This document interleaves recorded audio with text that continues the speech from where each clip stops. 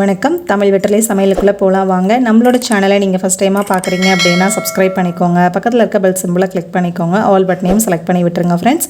அப்போ தான் நான் போடுற வீடியோ உடனுக்குடனே உங்களுக்கு நோட்டிஃபிகேஷனில் வரும். வாங்க வீடியோக்குள்ளே போகலாம்.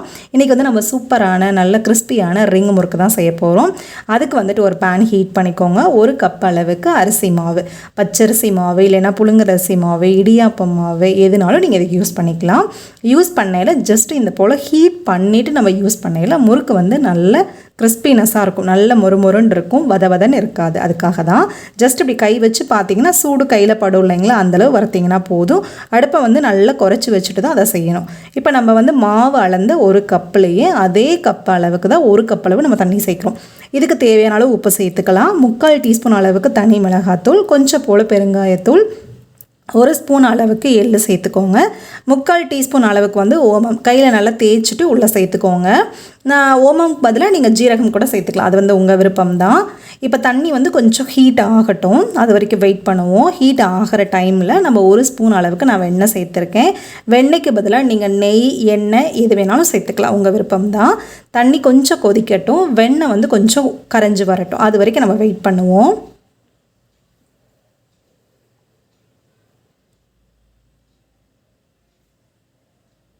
தண்ணி நல்லா கொதிச்சிருச்சு. அடுப்பை கம்மி பண்ணிவிட்டு நம்ம வறுத்து வேறு ஒரு பிளேட்டில் மாற்றணும் இல்லைங்களா மாவு, அதை இப்போ நம்ம உள்ளே சேர்த்துக்கலாம். ஜஸ்ட் இந்த போல் கொட்டிட்டு ஒருக்க கரண்டி வச்சு கலந்து விட்டுருங்க. மாவு நமக்கு பத்தாதது போல் தான் தெரியும், தண்ணி பத்தாதது போல் தான் தெரியும்.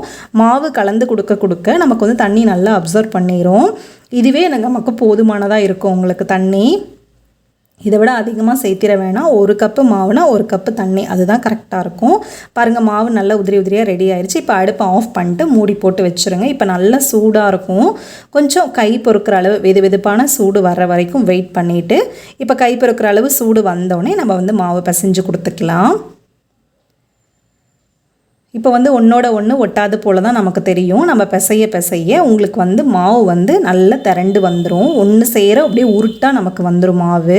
இப்போ உங்களுக்கு இன்னமும் தண்ணி கொஞ்சம் பத்தலை அப்படிங்கிற மாதிரி நீங்கள் ஃபீல் பண்ணிங்கன்னா ஜஸ்ட் ஒரு கிண்ணத்தில் தண்ணி வச்சுட்டு கையை அதில் டிப் பண்ணி நினச்சி தான் நீங்கள் மாவை பிசையணும். தண்ணியை சடனாக எடுத்து இதில் ஊற்றிடக்கூடாது.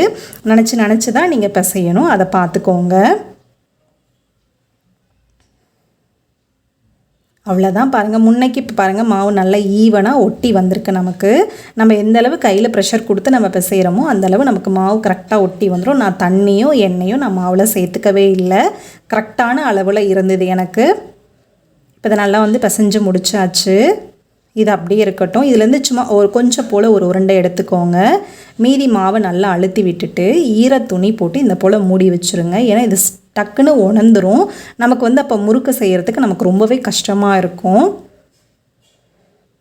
கொஞ்சம் போல் மாவு எடுத்து இந்த போல் நீங்கள் திரட்டிக்கோங்க. ஒரு சப்பாத்தி கட்டை இல்லை ஒரு நல்ல ஃப்ளாட்டாக இருக்கிற ஒரு தட்டு இல்லை போர்டு மாதிரி வச்சு கூட நீங்கள் விருப்பம்படி செஞ்சுக்கோங்க.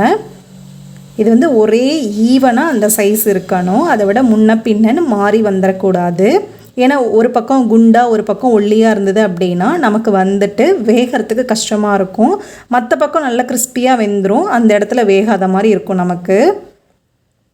அவ்வளோதான். இப்போ கரெக்டாக ஒரு விரல் அளவுக்கு நம்ம சுற்றிட்டு அதை கட் பண்ணி விட்டுருங்க. அந்த ஜாயிண்டை மட்டும் ஒட்டி விட்டுருங்க. அவ்வளோதான். இதுதான் ரிங் முறுக்கு ரெடி ஆயிடுச்சு.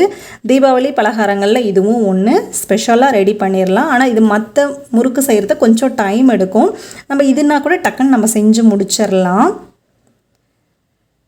ஒரு விரலை உள்ளே வச்சுட்டு நீங்கள் இந்த மாவை உருண்டையோ சுற்றிட்டு நீங்கள் கட் பண்ணி அதை ஒட்டி விட்டுருங்க. அவ்வளோதான். இது குழந்தைங்கிட்ட கொடுத்தீங்கன்னா கூட அவங்க கூட கொஞ்சம் விருப்பமாக செய்வாங்க. நல்லா ஜாலியாக இருக்குது உருட்டி விளையாடுறதுக்கு அப்படின்னு கூட செய்யறதுக்கு வாய்ப்பு இருக்குது. ஸோ நீங்கள் அப்படி கூட ட்ரை பண்ணி பாருங்கள். அவ்வளோதான், முடிஞ்சிருச்சு. இதே போல் நம்ம எல்லா மாவையும் திரட்டிட்டு இந்த போல் ஜாயிண்டை ஒட்டி லைட்டாக கையில் ப்ரெஸ் பண்ணி விட்டிங்கன்னா ஒட்டிக்கும். அவ்வளோதான்.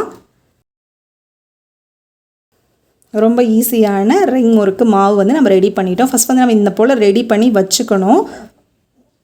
அதுக்கப்புறம் தான் நம்ம எண்ணெயில் பொரிச்சு எடுக்கணும். எண்ணெயில் பொரிக்க நம்ம இப்படி போட்டோன்னா எண்ணெய் நம்ம மேலே தெறிக்கிறதுக்கு சான்ஸ் இருக்குது. பாருங்கள், எல்லாமே நான் ரெடி பண்ணி வச்சுட்டேன். எண்ணெயும் பேனில் ஊற்றி நல்லா ஹீட் ஆயிருச்சு. ஹீட் ஆனதுக்கப்புறம் நம்ம சேர்த்துக்கணும். ஹீட் ஆக முன்னாடி சேர்த்துக்க வேண்டாம், எண்ணெய் குடிக்க ஆரம்பிச்சிரும். இதே போல் பார்த்து கவனமாக செய்யுங்க எண்ணெயில் செய்கிறனால. எண்ணெய் வந்து நல்லா கொதித்த உடனே அடுப்பை வந்து கொஞ்சம் குறைச்சிட்டு ஒரு ரிங்காக எடுத்து உள்ளே சேர்த்துருங்க. சேர்த்துட்டு உடனேக்கே நம்ம பரட்டி விடக்கூடாது. ஒரு 10லேருந்து 15 செகண்ட் 20 செகண்டு கூட விட்டுருங்க. விட்டுட்டு அப்புறம் பொறுமைக்கு இந்த போல் லைட்டாக ஃப்ரண்ட் அண்ட் பேக் பரட்டி விடுங்க.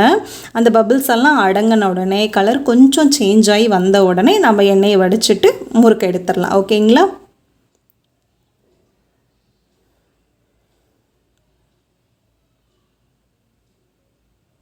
இதை வந்து குழந்தைங்கள்லாம் ஸ்கூலுக்கு கிளம்புன டைமுக்கு நீங்கள் ஃப்ரீயாக வீட்டில் இருக்கையில் இந்த போல் நம்ம டக்குன்னு செஞ்சு ஒரு பவுலில் போட்டு ஸ்டோர் பண்ணிட்டோன்னா அவங்களோட நம்மளே ஈவினிங் வந்துட்டு காஃபி டீ குடிக்கையில் கூட இதை ஸ்நாக்ஸாக எடுத்துக்கலாம். பசங்களுக்கு வந்து ஸ்நாக்ஸ் பாக்ஸுக்கும் இதை நம்ம செஞ்சு கொடுத்து விடலாம். ரொம்ப ஈஸியாக இருக்கும், டக்குன்னு செய்யக்கூடிய ஐட்டம் தான் இது. அவ்வளோதான். ஃப்ரண்ட் அண்ட் பேக் வந்து வெந்துருச்சு. பபிள்ஸு நல்லா அடங்கினதுக்கப்புறமா எண்ணெயிலேருந்து நம்ம எண்ணெயை வடிச்சிட்டு முறுக்கு எடுத்துருவோம். எடுத்துகிட்டு இதை நல்லா வந்து ஒரு பிளேட்டில் ஆற வச்சுருங்க. ஆற வச்சுட்டு ஃபைனலாக நான் கருவேப்பிலையை பொரித்து மேலால் தூவிட்டேன். ரொம்பவே சூப்பரான கமகமான கருவேப்பிலை வாசனையோட ரிங் முறுக்கு ரெடி ஆயிடுச்சு. கண்டிப்பாக அதை நீங்கள் ட்ரை பண்ணுங்கள். எப்படி இருக்குன்னு சொல்லிட்டு கமெண்ட் பண்ணுங்கள். இந்த வீடியோ பிடிச்சிருந்தது அப்படின்னா உங்கள் ஃப்ரெண்ட்ஸ் அண்ட் ஃபேமிலிக்கு ஷேர் பண்ண மறந்துடாதீங்க. தேங்க்யூ.